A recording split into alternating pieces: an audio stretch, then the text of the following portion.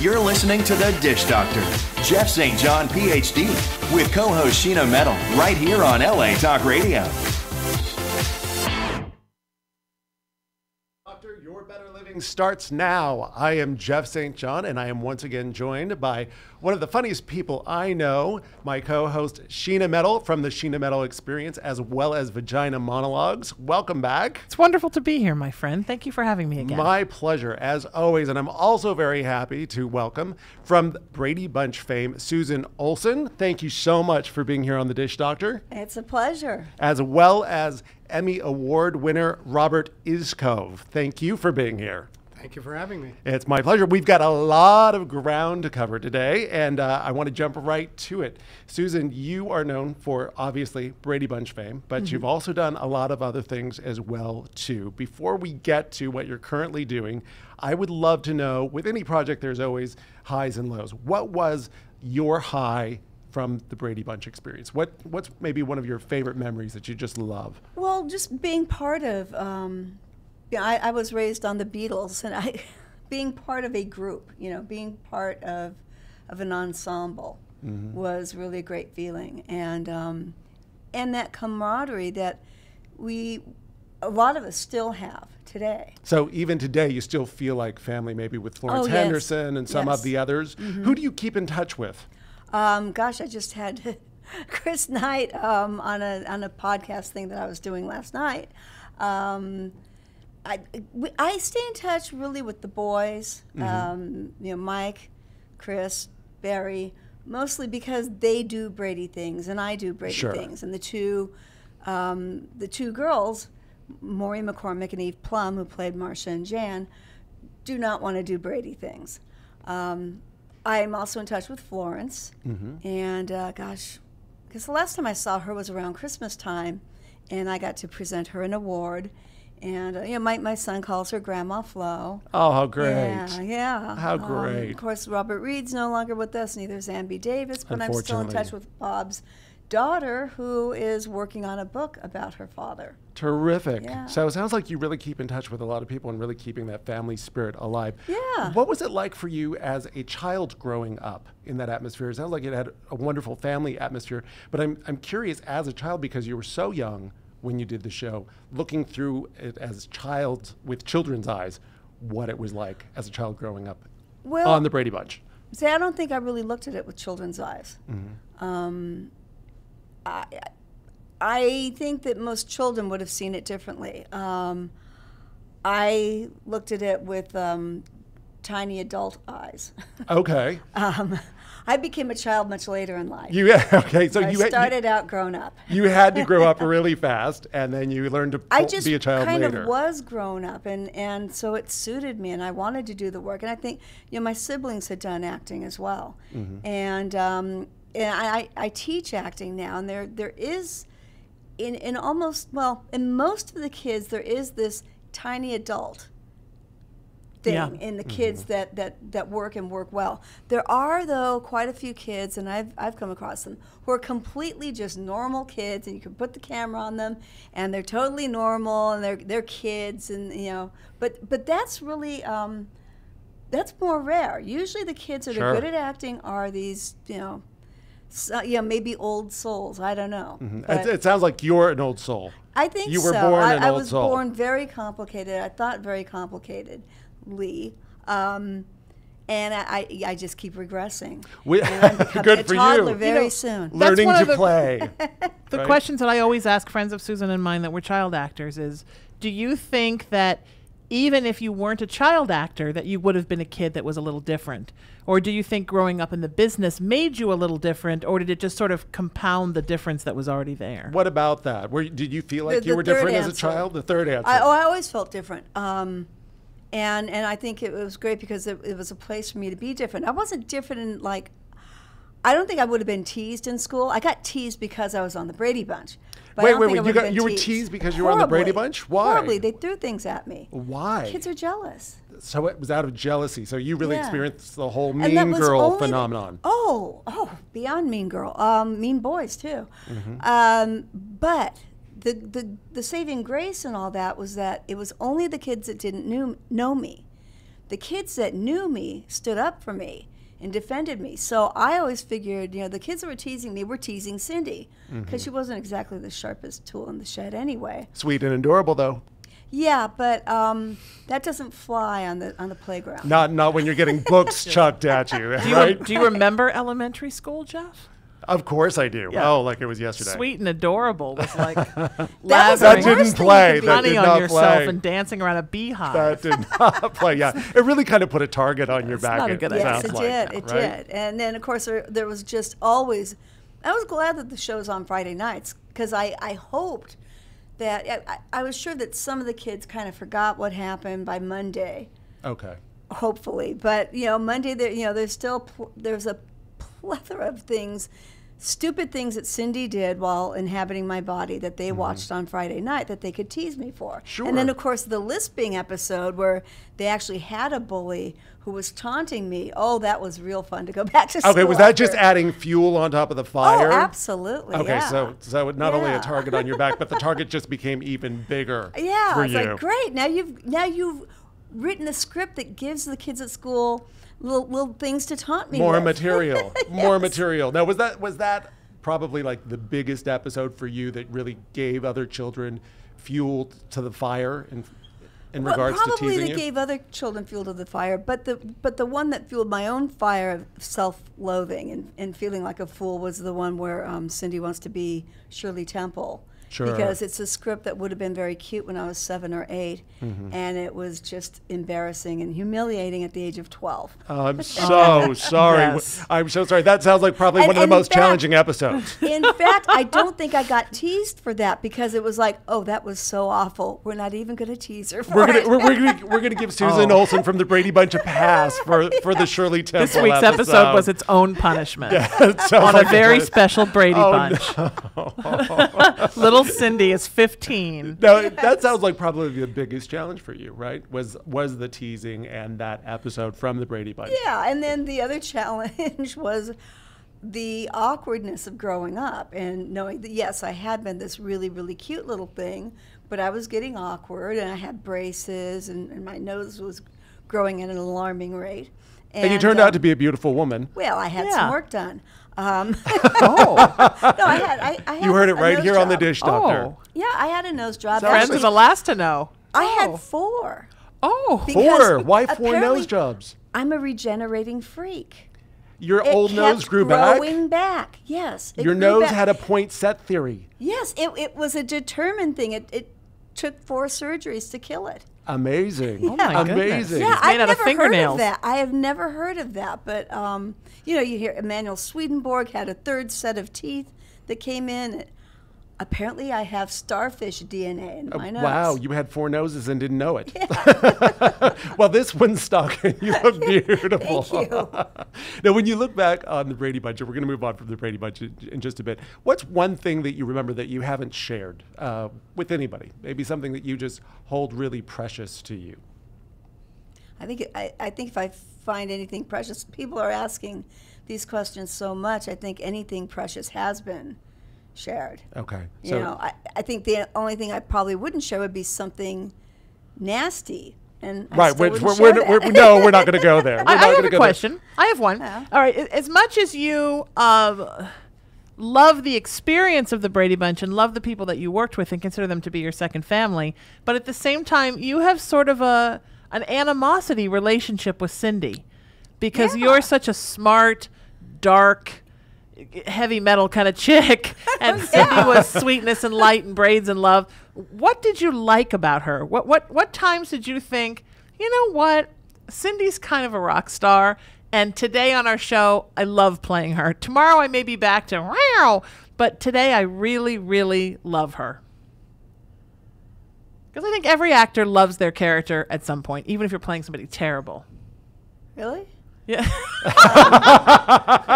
You're the acting when I teacher. was really little, there were times that I thought, okay, the dialogue's really cute. As Cindy, I get to be really cute. And there was one moment that I really enjoyed the stupidity of Cindy, and that's we're gathered around our mother's boudoir. And I love it that I- you said boudoir. Yeah, me too. I hope that's the right word. and I pick up a lipstick, and the director said, just smear it all over your face. Like, you know, Cindy's just that time she's trying to put on lipstick, and she's going, nyeh, nyeh, nyeh. And I really enjoyed that. I saw what was fun about Cindy being young and not the brightest thing.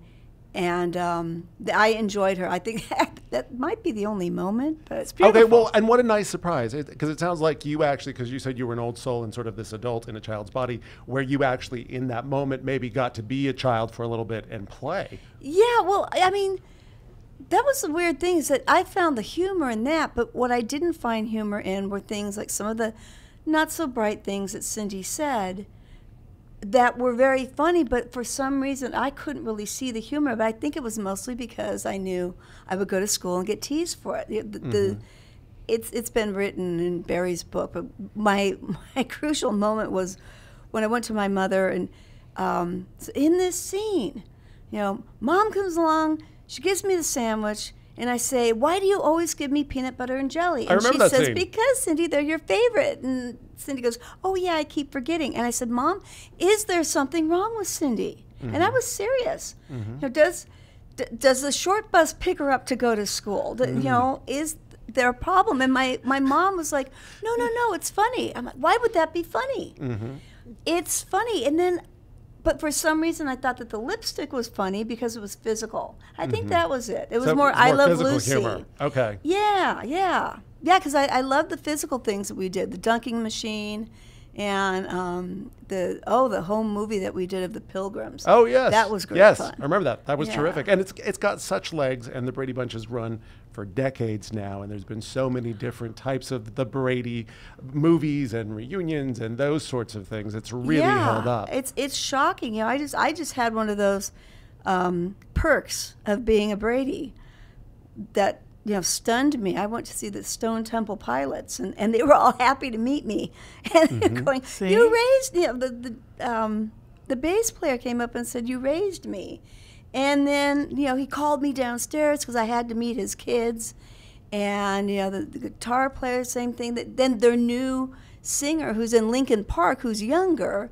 who probably wouldn't be so Brady savvy, he's like, "Oh, that's who you are," and hugs me. And how can he not know you look the same? Anybody looks at you and says, that's Susan Olsen from the Brady Bunch. I mean, my kids that I teach don't know who I am unless their parents make them watch it. You know, fortunately, the parents know. But it's still running. It's still running in reruns. Yeah, it is. But it's, you know, we have so darn many channels. And alternatives. Yeah. Yeah. So, you know, some of the kids have seen me that I teach, and, you know, a lot of them have not. Now, from the Brady Bunch, because it happened so early in life for you, do you feel like that was one of the pinnacles in your career, and or do you feel like it was also a platform for you to be able to use your celebrity in, whether it's in acting and or other ways?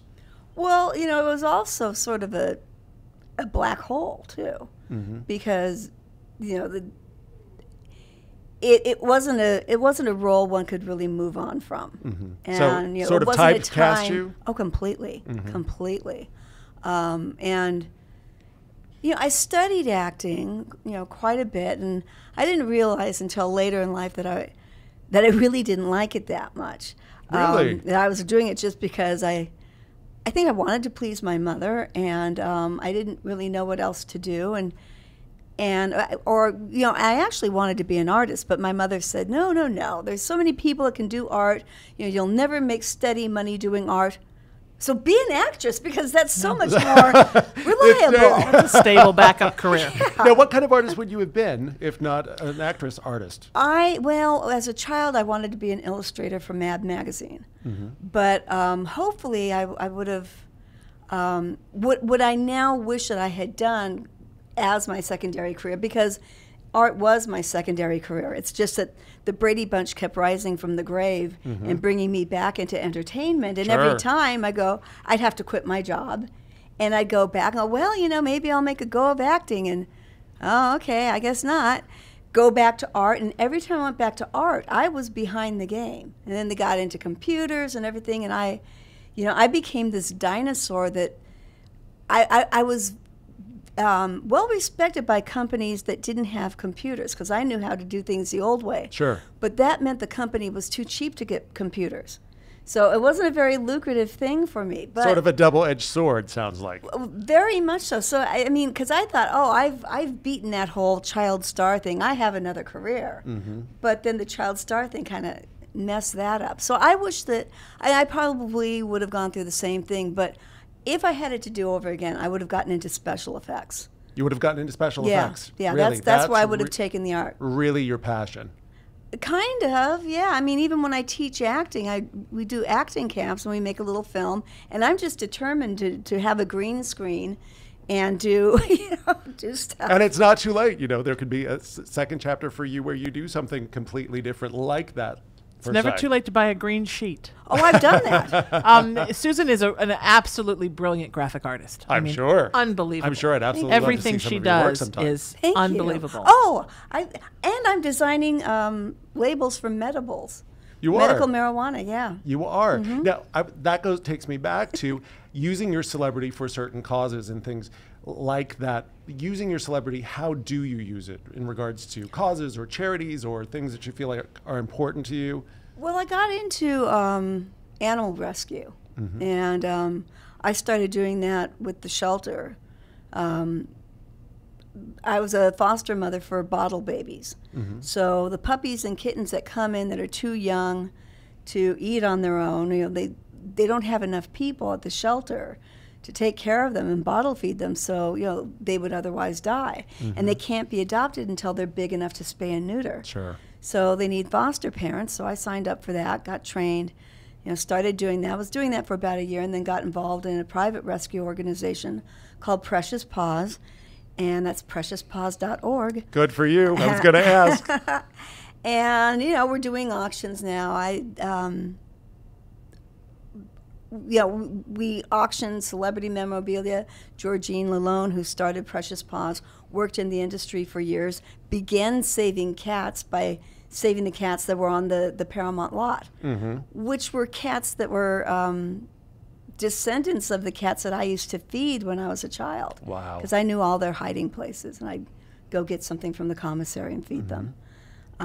So, I mean, there's causes. What a wonderful I thing got to a do. political bug up my butt, which Sheena knows about. She sure does. Yeah. Tell us and about your so- political view. What's your cause? Bug up your butt. Well, don't say what my cause is because you don't want me to go there. But No. But I do family have a show. lot of Okay. I do have a lot of opinions, and I was talking to Sheena, and she says, "Well, why don't we do a political show?" So and it's pretty light. It's is. it's like it's politics for idiots. Yeah, and for you've been a people guest who with us, don't Actually, Jeff. I've actually heard this show, and I've had the You've been honor a of being a guest, part yeah. of Two Chicks Talking Politics, and it's not for idiots. I think it's a wonderfully crafted show. Oh, I think the thank two of you. you together are magic. It's terrific, and takes me to my next question, which is, what is Susan Olsen, former Cindy Brady, doing now? Not much. I don't believe it. No. Well, you've done I you've teach done acting. you've done Young and the Restless a couple of times. Oh, more please recently. don't even mention that. Really? I played a lamp on that show. I don't believe it. You were a wonderful lamp. I sat there because I was actually, they gave me like 3 lines. I did 3 episodes, and I think I had a total of 5 lines in all 3 episodes.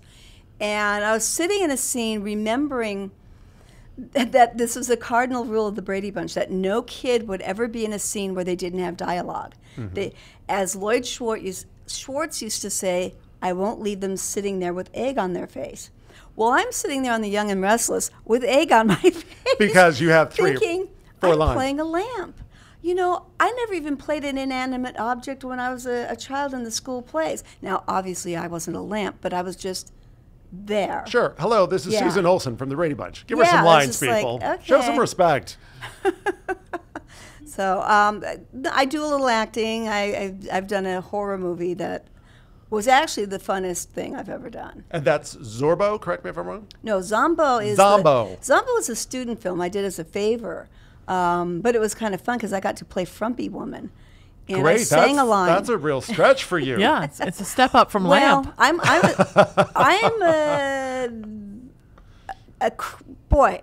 really a demonic killer in this movie that's coming out for the holiday season because it is a holiday film. Now you have 2 films, right? I do. You have a Halloween Puppy, and you have Holiday Road Trip. Oh yeah, I did right? those. Yeah, it's funny. As soon as I put it out into the universe that I really don't care for acting, I started getting jobs. Isn't that the way it You're often a works? wonderful actress. I tell Susan all the time. I don't know if she believes me, but she's really an amazing actor to work with and to watch. So tell us Well, about thank these you. 2 latest projects. Well, I just have one latest project, and that would be Mama Claus. Mama Claus. Yeah. Okay, tell us about Mama Claus. Mama Claus is has just been let out of the asylum, Ooh. where she spent 30 years for killing her parents because they wouldn't let her marry Santa Claus. She's a mutant. I think there's an extra chromosome or something in her. Her nose grows back. Yeah, see? Probably the only drawback to playing this character, right, is the nose grows back. Actually, nobody cared. It was so fun because my face was covered Oh, really? through almost the whole thing. With And it's- prosthetics? No, a veil. Oh, She a veil, wears a okay. veil. She's a cutter, so she's cut her face up, and she has no feet. Wait, she's cut up her face and she has no feet? She has no feet because her parents put bear traps around the house to protect themselves from her, because she was Wow. that dangerous when she was young. Do you And- see why you didn't want to know about the politics? This is just the movie. But it was, it's not a big part. It may be the title role, but it's not a big part. There's talk about a sequel. I hope they do a sequel, because I would really like to do something with it. This was one thing where I went, Sure. oh, I could really sink my teeth Deep into into her this, and I could- and do something with this. Because yeah. it's something completely different from And it's the kind of thing that's right what up you my did before. alley. Sure, you get to be Yeah. dark. You get to really Yeah. tap into a dark side and Right. play a completely And it's different hysterical. character. I mean, it's so over the top, and then, I mean, it was the last version of the script where, oh, I don't have any feet. Okay. But that was great because it gave me something to physicalize. Sure. So, it was really fun. What a jump from Cindy Brady to this Yeah. character for you. Good for you. Well, when I was a child, I always wanted to play the bad seed. Well, and now you get to. Well, I You did get to. wear my hair in the braids, though, to try to look like Rhoda Penmark. And the producers did not know that. Got away with it. You got away with it. Good for you. Where can people find you, Susan Olsen? I do have a website, susanolsen.net, and there's links there. There's even a store, so that if anybody wants to buy some of my fine art, please go right ahead and do so, because some of the proceeds go to animal charity as well. Wonderful. And I make candy. I found that fascinating about you. I Yeah. did not know that until this last year. Tell viewers Well, about it's- your candy. It's it's really just starting to happen, because I got a manufacturer, but up until then I've been making edible excrement for several years as fundraising gag gifts Okay, and for you animal correct me if charity. I'm wrong. It's candy crap. Yes, it's candy, kitten crap, and puppy poop. We are coming out with several varieties. I'm almost afraid to ask. I can't believe you said candy crap. I thought she'd have to say it. I didn't think in a million years you'd say it. Oh, Jeff. I'm up on it. My I'm goodness. up on It's it. actually very delicious. It's every turd is filled with marshmallow fluff, and the kitten crap is milk chocolate. Puppy poop is dark chocolate, but we are coming out with others because the fabulous candy chain, it's the best candy stores in the whole world, Rocket Fizz. Awesome. Love the product and would like to see about 6 varieties. And I got them all in my head. Good for you. Yeah. I've made Birdie other poop ones. bites. Piggy poo with a delicious maple cream and, filling with bacon bits. What else would you use? Right? Of What else course. would you use? There's a salted it's a no-brainer. caramel, salty dog dew. We're gonna try different things and see what works. See the what best. sticks. But I made Fiesta crap for a Cinco de Mayo fundraiser and used abuelita, the Mexican hot chocolate, Yes. and some chili powder. So I bet that it was a big hot hit. poo. Wow. I bet that was a big hit. It yeah, well it in my opinion it was the cutest box. And so, people that were celebrating, oh, there's my phone. People that were celebrating could get into it because it looked, it looked Mexican and very cute. And there's a little chili pepper dancing on it. So I love it. Now, with everything that you've accomplished, Susan Olsen, and you've got a long life ahead of you, you're still young, you're still beautiful. when it's all said and done, what do you want to be remembered for? I want to be remembered for becoming the richest woman in the world and not having it change me at all. Mm-hmm. Mostly the first part. So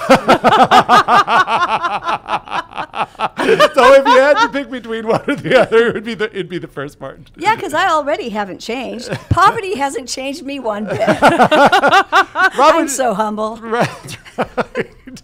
Emmy Award winner Robert Iscove, you've been listening to this. What are you thinking? Well, I relate so much. I've worked with a lot of children, and I know the hardest thing working with children is to have them be adults so they hit their marks and know their lines and do it the same every time, and yet still be kids and still have the looseness that a children has. And only someone who's really smart and really ahead of themselves can do that. And the best child actors, and I include you in that group, are the ones who can accomplish that, who feel totally natural and totally young, but really have the the minds of 40-year-olds to do that. Yeah. So I've worked Yeah. with 4-year-olds who I will explain a scene to, and at the end of it, they'll say, yeah, that works. and then we'll go ahead and do it. A 4-year-old. Yeah. You But know, don't you I think just- there has to be, Rob, and not to get too woo-woo, but that's kind of my job. That's your here. job. Yeah, Is it- you're a woo-woo woman. There has to be Self-professed. something very sort of old-souled and also very kind of super intelligent for a 4-year-old to be able to not only memorize lines, but understand the concept of a scene and that they're playing somebody else. I mean, that's 20-year-old actors work years to get that. Well, also for them to be able to monitor themselves, which is part of them has to stand outside the scene and watch how they're doing it and be able to change and take the direction that the director gave them and change within the scene. And a lot of adult actors don't know how to do that. Yeah. The hardest thing as a director, as you hit 12 and 13, and I worked with this wonderful actress named Bailey Madison on a Hallmark movie I did. And she was 12 years old, and about 2/3 of the way through the movie, she lost a front tooth. And we struggled for about 3 weeks with all the spirit gums and with all the cements and whatever, trying to hold it in. But it was right there in front, and it was gone. And we still had 1/3 of the movie left to shoot. And so trying to figure out, do we go back and reshoot all the scenes with her? Do we then try and get a fake tooth put? What do you do with it's that? just the realities of working with 12-year-olds. I had a plate made. I had plates for every time. Every time my teeth came out, I had front tooth plate. I had the 2 side teeth plate, and of course, it made me lisp all the more. But Really yeah. added fuel to that fire. That's that what story. happens, yes. Yeah. And speaking of working with children, as well as working with adults, for those of you that don't know, Emmy Award-winning Robert Iscove, he choreographed the original Jesus Christ Superstar, which just celebrated its 40th anniversary at what used to be the historic Grauman's Chinese Theater. A little bit of trivia: it's now just the Chinese Theater. What was that like? Because there were you worked with children, you worked with adults, and it's now 40 years. What was it like to be back and revisit that? Superstar wasn't so much children. Peter Pan, which I also did on Broadway, was a lot of children. Yes, and they kept turning around all the time. Superstar was just an amazing experience because we were children ourselves. I mean, I was 20, 21 at the time when I That when put you I on the did map. it wasn't something that we thought was going to put, like when you did Brady Bunch, I'm sure it was a job and it was something that you went in to do. It's only, thank goodness, that both what you did and Superstar has lived on so long. Yeah. It's gotten a lot of legs. And we're very Beautiful. fortunate that it has that. Back kind on of a Broadway run. now. Back on Broadway, and Teddy Neely, who's still doing Superstar, and he just did a year-long tour of it in Italy. Beautiful. Said at the time that at the 40th anniversary, I went, how does it feel to still be doing it after all this time? He said, when I saw Yul Brynner as a child and said, who did King and I for most of his life, he said, if I had to do that and only one role for my entire life, I would kill myself. And I said, so he said, I'm actually really loving it and loving the fact that I can still do it and people still want me to do it. To sold out crowds Beautiful. and standing Wow. ovations. Yes. Absolutely. And he still hits those high notes. Oh, yeah. Wow. Yeah, Oh, he's still got gosh. CDs available. Saw him in concert a couple of years back and Wow. sold out concerts in Europe as Wow. well. Yeah. It's a show that really stands the test of time. It does, as it's well- a beautiful show. As well as, Robert, you directed Peter Pan on Broadway, and that's had legs and it's run forever as far as different versions of it. What was that like for you? Because you went from Superstar and then eventually you went to Broadway and directed Sandy Duncan and Peter Pan. They're very two different things. Superstar was, at that point, it was a 120-day shoot, and it was $1.5 million. Which back in the day, Which back in the day was a lot of money. Was a lot Remember, of money. Cleopatra was $1 million. Yeah. Right. So for Right. Superstar being $1.5 million, that was a big deal. And because it was a rock opera, Norman Jewison was the director, but Brilliant. no one really knew where the choreographer stopped and the director took over. And Dougie Slocum and Dick Carruth was the music editor on West Side Story and Sound of Music, and they took me under their wing and they said, should we use a 35 or a 50? And at that point I said a 35 or a 50 watt lenses, what they were talking about. And I had a 120-day film school, and it taught me how you put things together on film. And it was an amazing experience. Being on stage is a different experience, because on film you have control and you can fix your mistakes and you can go back and tweak and do things. Being a director on stage is like raising your children. You hope that you've given them all the tools to go out in the world, and you push them out and you say, please God, don't fall down. please let it work. And they do, because it's Yeah. between them and the audience at that point, and you hope you've just input enough safeties and trust and input into their performance. And speaking of safety, I just want to jump back to Jesus Christ Superstar for a minute, because speaking about mistakes and accidents, there was a very tragic accident that you almost died from on the set of Jesus Christ Superstar that viewers, I think, would be very interested in, because there was a time you didn't think that you were going to walk again.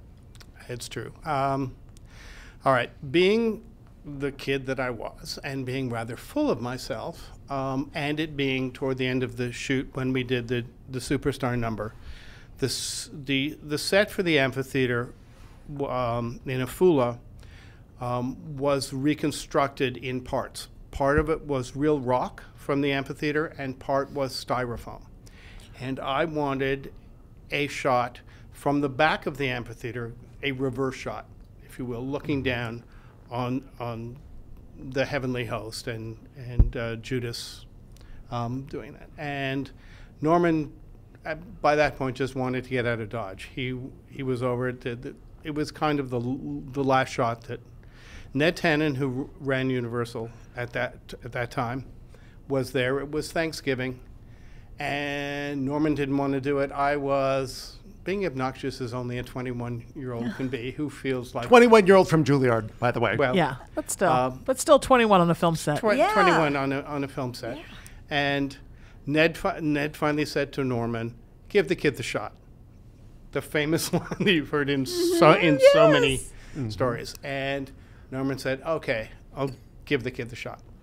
So I'm up there checking the setup. It's 2 o'clock in the morning, and I go to step away and let the camera operator step into place, and I step onto part of the wall that's styrofoam, and my foot goes through. And the operator grabbed me, and it's one of those fingers pulling apart, and it goes like that. And the entire cast is waiting for me to call action, so they're all watching what's going on.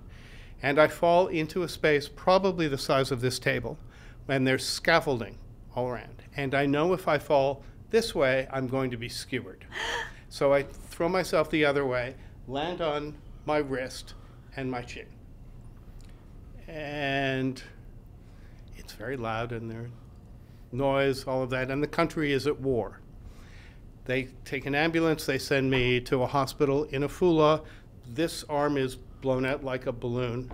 this tooth is sticking out through my chin. This is all starting to swell up. And the doctors are all very concerned. And I went, no, my legs. There's something wrong with it. And they x-ray it, and they can't see anything wrong with my legs. And they proceed to try and do something with what's visible to them. They then send me to a hospital in Tel Aviv.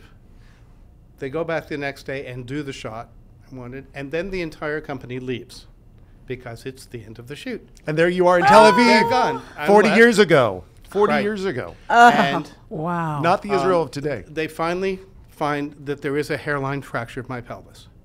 But there's nothing you can do about that except let it heal on its own. And they set this in a million different ways. I finally got tired of waiting for help, and I pushed my tooth back out of the, Oh my out of goodness. the way. By and- himself. Did it fall out? No, it actually fused to the bone. And later I had braces to try and get it down, and nothing would move because it fused to the bone. And the swelling went down. I'm well enough to travel on a stretcher to come back home, and El Al goes on strike. Oh, And I feel like gosh. I'm never going to get out of this country. Isn't that amazing? Oh, nightmare. But at Horrific. least you're in Israel. I mean, when Horrific. you think of all the places where you That could have we been. could have been. And we flew back home. I'm in the hospital for 3 weeks. And I said, I want to get out of bed and start walking. And they said, you have a fracture of your pelvis. When you can do 30 leg raises, then we'll see about getting you out and start some physiotherapy. I said, come back this afternoon. And I did the leg raises, and they got me out, and they gave me a walker, and I stood up, and I hope you can do that. And I was like this on the walker, and they said, okay, move your leg. And I went, that the brain had forgotten how to send the Oh, impulses yes. by that point. Oh, I And so didn't I'm even know doing that existed. So when you Mm-hmm. you could do the leg lift laying down, but when you stood stood up, up, there was a disconnect. There's a disconnect. So I mean, I did get back. I was a choreographer, and it came back. Once it started to come back, it came back fairly quickly. They told me I would have never have use of my wrist again into that because this bone was shorter. I was in a cast. 2 months after that, I went back to do a Paul McCartney special in London, speaking of the Beatles. And because I was using my arm so much, even in the cast, it got blood and oxygen into that part of the wrist that normally wouldn't have been oxygenated. And they said it this way, and they said it that way. I mean, it was a year of different positions in that, but I have use of my wrist and, knock wood, use of your my leg? What a now. survivor. Jeez. And nobody would Teaching know to be yourself able to to look do at that. you that you had gone through something like Were, that. were you, Rob, able to dance again? Yes.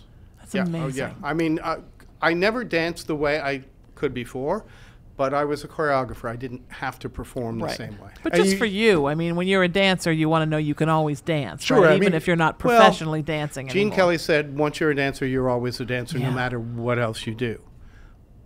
But as you get older, your body doesn't do what it did at 17, 18, 19. Sure. So you get embarrassed to start to do it because you don't do it quite Absolutely. the same way. And- But you didn't let that stop you from going on and choreographing Bette Midler's show, right? Bette Midler and Margaret and Margaret. shows, the Paul McCartney show I did. Gosh, the Academy Awards. I did It's wonderful. a lot of TV, and I directed and choreographed Peter Pan after that.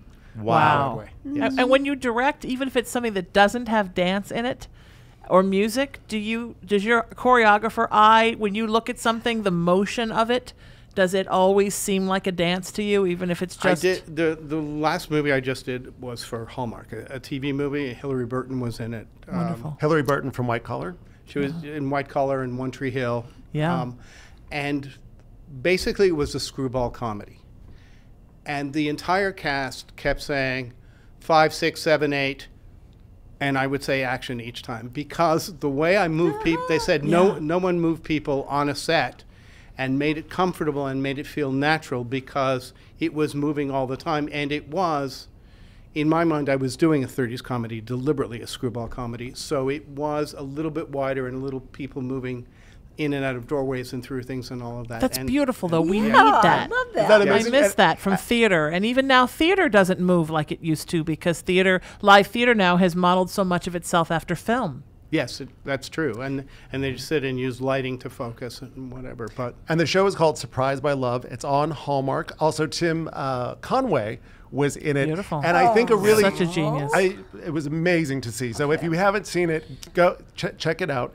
Came out January of this year, 2015. Right. And you were brilliant. You know, Sheena, I love your question about do you still see things as a dancer? Yeah. Because I think Yeah. there's a behind the scenes story, if you don't mind sharing, about how you view things still musically and dance wise, where you said it was a screwball comedy, but you injected some music and some humor into it.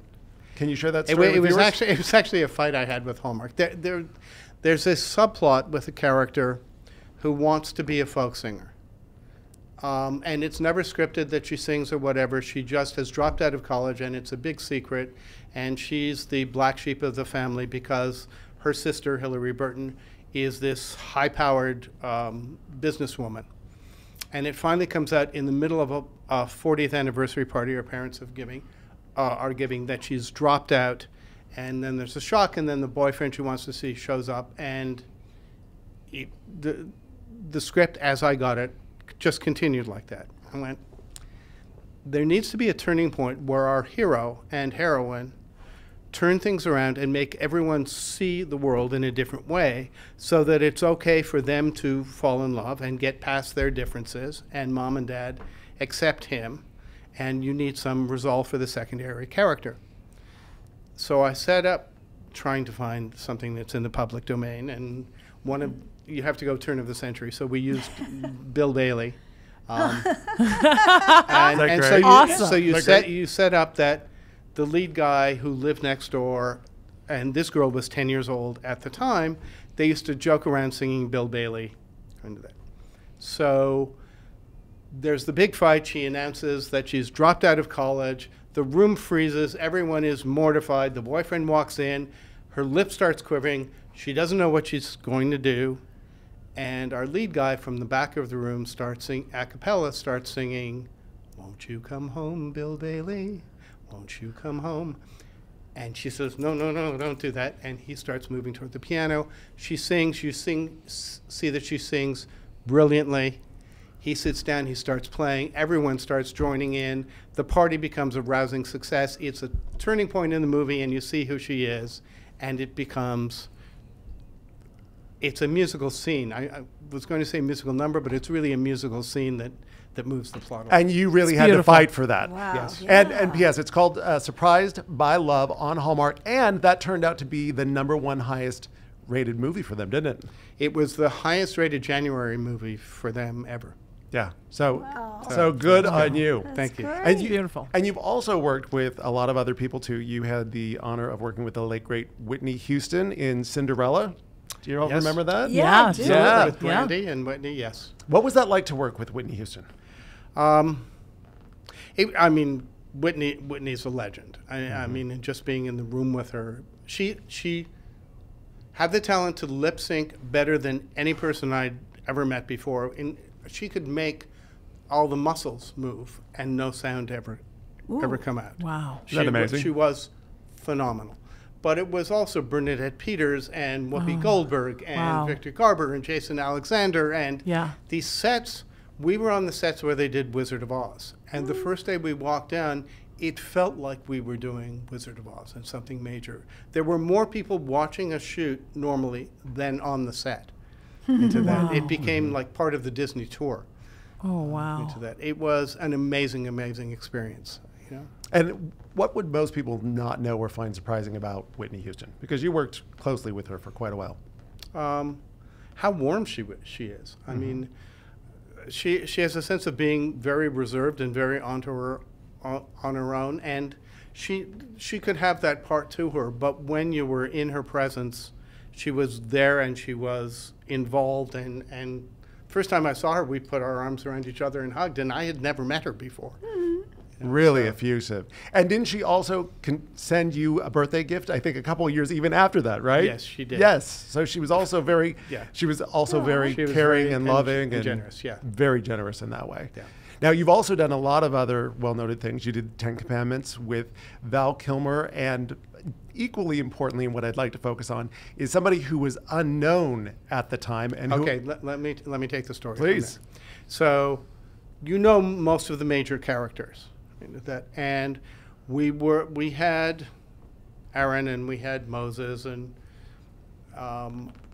we're looking for Joshua, and Joshua has this one great killer song, and we're not really finding anyone to see it. So we finally decide we'll do an open call, and we'll just see who is out there. And a friend of mine who was doing a show at Pasadena Playhouse said, there's a boy in the chorus here who you should really have come in and audition for you. And we went, okay. And he came in, and he'd not done very much at that point, and opened his mouth and blew us away. Little young for Joshua, so we kind of aged it down a little bit. The boy was Adam Lambert. Isn't that amazing? Beautiful. Adam Lambert, now a household name, Wow. practically. Yeah. So Yes. you did Jesus and Moses. I did. It's true. Who can say that? I equal opportunity at both sides of the amazing. spectrum. Yes. I think it's interesting. I mean, now that we've had this resurgence the last couple of weeks of all these kind of New Testament miniseries projects again, sometimes I think that it's interesting for people who maybe aren't part of those faiths to look at them from a different way. And I think theater and musicals, operas are a wonderful way for you to look historically at characters and think differently about them, because I think that people's spirituality are so tied around these characters that they buck if they, oh, that's religious, I'm not going to go see that. And I think Jesus Christ Superstar really changed that for people. I think Godspell changed that for people. Absolutely. I It's think groundbreaking. Ten Commandments changed that for people. I think it's good for people to sort of get the message, even if that's not your particular ideology. We got a lot of flack in both of those. I mean, Superstar being the message that it was. At that time. At that time. And all of us were hippies at the time, too. And it was, we were all reading the Aquarian Gospel of Jesus Christ and thinking, okay, so this is how we can bring our spirituality, our all-embracing spirituality, into what we do with our work. And so there were little bits of hippiedom all through Superstar. Absolutely. Sure. And then when I did Ten Commandments, which was based on a French version that they had done in arenas, it was basically before Prince of Egypt, actually. It was the two brothers that Moses and Ramses were raised as two brothers. And even though life took them in two very different ways and their jealousies turned them against each other, Sure. when they leave at the Red Sea into that, it's really two brothers whose hearts are breaking toward each other. And we are brothers. There is a song, we are brothers. Beautiful. After all, even though life is, and they both must follow their different destinies. We got a huge amount of flack for that. But that's that amazing? What a Because gorgeous it's idea. reinterpreting Yeah. Yeah. biblical text for something that resonates today. Yeah. Yeah. One of the things that Susan and I talk about all the time is the difference in what has been done with the teachings of Christ and the actual teachings of Christ. I mean, I think that historically Jesus comes off as a giant hippie who's all yeah. about Sure. love and community and connection. I mean, I understand why the 70s birthed Jesus Christ Superstar and Godspell, because that was sort of the ideology of pop culture at the time. And that's when Absolutely. we got Jesus freaks. And we had hippies and we had Jesus Right, freaks. And sure. the Jesus freaks back then were hippies, who looked like Jesus. Sure, Yeah. sure. Or like And our speaking- interpretation. And speaking of pop culture, on a different note, but similar, you've also worked with Kelly Clarkson as well. What was that like to be able to work with Kelly Clarkson? Because she's had ups and downs, but she's recently married Reba McEntire's stepson, had a baby. Her career's back on track. What was it like to work with Kelly Clarkson? For me, because I had worked with Bette Midler when she was just starting in that, and I had worked with Tina right after she had separated from Ike. Tina Turner, for those not in the know. Oh, And I worked with Isaac Hayes when he was doing Shaft. So Wow. I've been fortunate enough to work with various artists as their careers are starting to break and they go on to mega stardom. yeah. I knew with Kelly, who had just won American Idol, that she was going to go on to mega stardom, and wanted to be there and encourage her and nurture her. And tried to get her to understand how important a movie role was in her life at that point. She was so focused on getting her album out that she really paid very little attention to the movie. I think if I were to speak to her today, I think she'd have handled it very differently. And the movie you're speaking of is from Justin Kelly. Kelly. It Right. came right on the heels of her winning Oh, that American was so Idol. huge Yes. at the time, and the two of their Huge. faces were everywhere. Everywhere. At the Talk time. about Everywhere. pop culture. They were Yes. like and it was sort of like almost like a Frankie and Annette kind Yes. Yeah, yeah. of spoofy thing, because they were the It- Frankie and Annette of that time. It exactly was. And I think now she'd have publicized it more and realized she can have a pop career and she can have a movie career and all of that. But she was lovely and she did her stuff and she was very professional, whatever. But I could always tell that her mind was over here someplace. Well, speaking of shows and places to be, that takes us to Dish Destinations. We had the pleasure of Jerry Jewell on last week, and she is down in San Diego this Saturday, April the 18th, on Saturday, doing a reunion for Facts of Life. And then we've also got something very special on Sunday, the 19th. That's Sheena, true. tell us about it. It's my birthday party at the Hollywood Improv, and I'm going to be broadcasting my daily show here at LA Talk Radio, the Sheena Metal Experience, live on stage with some wonderful guests. Absolutely. And speaking of other celebrations, I had the honor of celebrating your birthday with you, and it was also you did. we had fun planning today as well, because we did did. talk business, and we went to what I like to call dish picks, meals, deals, or total steals. We went to Aroha Sushi. What did you think? Meal, deal, or total steal? It's a meal. But it's fantastic. And when can you get sushi that's open till like midnight? Absolutely, and not That's get kicked fantastic. out. It was an amazing And deal. I got a lovely birthday treat with a candle in it from Jeff, and it was all fruit because I don't eat sugar. Correct. So it was an all fruit birthday cake. And when do you ever get that? That's amazing. And my when friend. do I Thank ever you. get the opportunity to share dessert with somebody where they give me all the ice cream? Right, and you got all the ice cream, and I just ate the fruit and pouted. It was a win-win. What can I say? Pouting's what I do best. I think I'm very unpouty about the fact I don't eat dessert. You're very unpouty, and you're in an amazing mood. I mean, if I had to live my entire life without sugar, Right. well, I would not be in a good mood. Or coffee, or alcohol, or drugs, or Wow. cigarettes. I do none of that. Wow, you have no vices. Maybe other, that's why She I'm doesn't Other even than use humor. baked sugar. She doesn't even use No. No? Right. sweeteners of any kind. or honey, or anything. Your only vice is humor. That's it. Yes, and caffeine and black tea. Wow. Let me tell you something. I've got a bag, and I put tea right through a central line in my chest. I love that tea. What a great show this has been. This has been a wonderful show. Emmy Award winner Robert Iskov, I want to thank you for Thank being you, on the Rob. Dish Doctor, as well as Susan Olsen of Thanks, Brady Susan. Bunch fame. Thank Thank you. you. As well as I always affectionately call you my radio wife, Sheena Metal of the Sheena Metal Experience, also Thank of you. Vagina Monologue fame. Thank you. I like for that you once called me again your being here. wife and then said vagina. This is why I have a poster of you on my bedroom wall. You're so hunky. Wait, I'm going to get jealous. And one of you, because you're my TV wife. That's right. You're the TV wife. Yeah. Really quick, give a shout out. for Susan the and other I episode. play wives on a wonderful web series called Child of the 70s.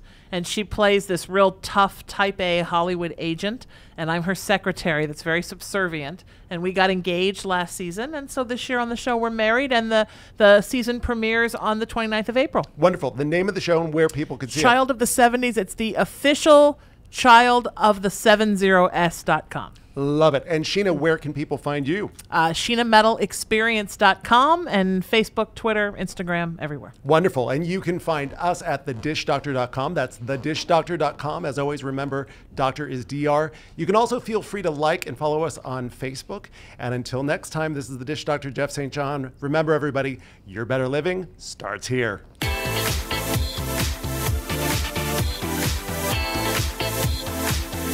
You're listening to The Dish Doctor, Jeff St. John, PhD, with co-host Sheena Metal, right here on LA Talk Radio.